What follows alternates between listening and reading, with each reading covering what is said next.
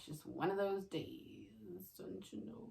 It's one of those days where I just don't feel good.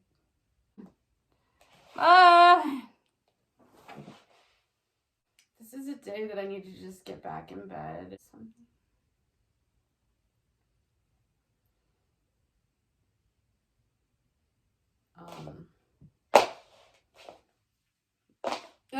Fuck. This is a serious video because, and I think this is like just a share video. Because I want to share things. So I have PMDD, and I'm having a lot of symptoms right now. And PMDD is not a mental, like, behavioral problem. It's not a personality disorder or anything like that. It's just a hormone imbalance. Not something happening within your personality structure or anything like that. It's otherwise would be a very happy person. Like, I do get angry. I get irritated for like tiny little things. And I don't really speak on them. I've just sort of trained myself not to because it's like clearly bullshit. The thoughts in my head also will be tell me that like everything is over, like nothing is worth, like it feels like there's no hope for the future or tomorrow. It's kind of like almost post-apocalyptic. It's really weird like that. It's sort of like very doomsday, cataclysmic and whatnot. It just feels like I'm alone, scared, afraid. No matter what, everything's gonna go to shit.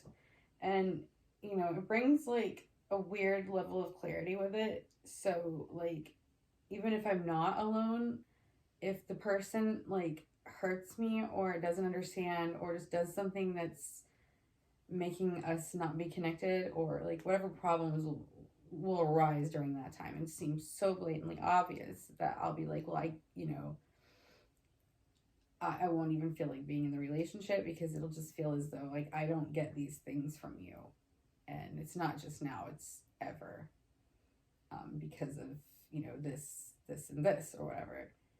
And like I still do feel like my assertions were correct. The relationships that I were in they were never going to work out because I was choosing the wrong people. It's just all this really big confusing thing. So all that would become clear, and I wouldn't even want to really be touched by the person I was with because they really wouldn't be seeing me, listening to me. It might even be like little things like that. Like they aren't trying to understand me, assuming that they understand, not really being supportive of me, like putting themselves first, making things about them.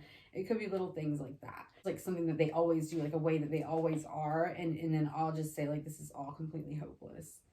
You are hopeless. We are hopeless. And so, yeah, like, having PMDD is wild, dude. A lot of stuff that's not real that you see, and then some stuff that you see that legit is something that needs to be addressed. Like, you'll see all of that.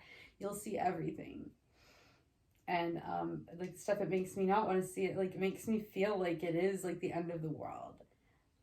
So one of the symptoms is like feeling suicidal. So I never really felt that for a long time until I was older.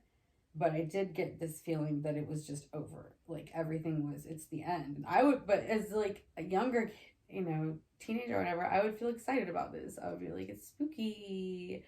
And just everything would be so different. And it kind of made me like a tripped out, more dreamy person because of it.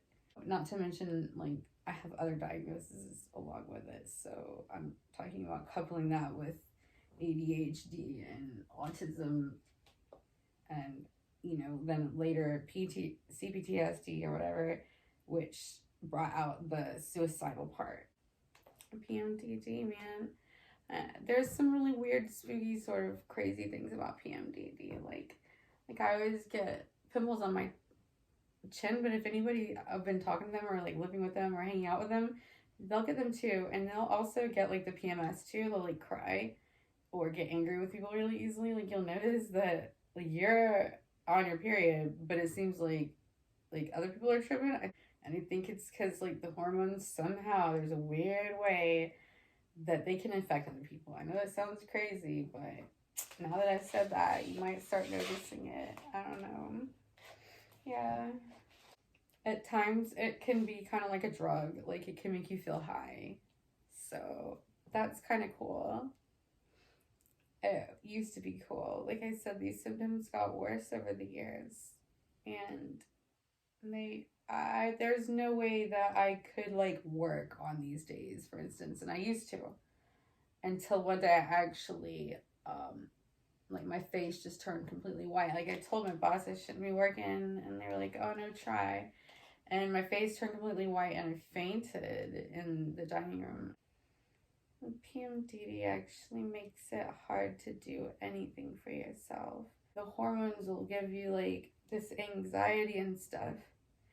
So it's, like, so hard just to, like, walk and function and just to try to do normal everyday things. It's so frustrating because, you know, it's like 10 times harder for you. People don't really get it. When it strikes, it feels like it's not possible to ever feel any different. And I just know logically that that's not true. Like, I know that this feeling will change, but it always seems like it's never going to change. But, like, the hope thing, like, it's very difficult. It's very difficult to have hope while you're like this for anything. If you have support and people that know what's going on and love you, it's a lot easier.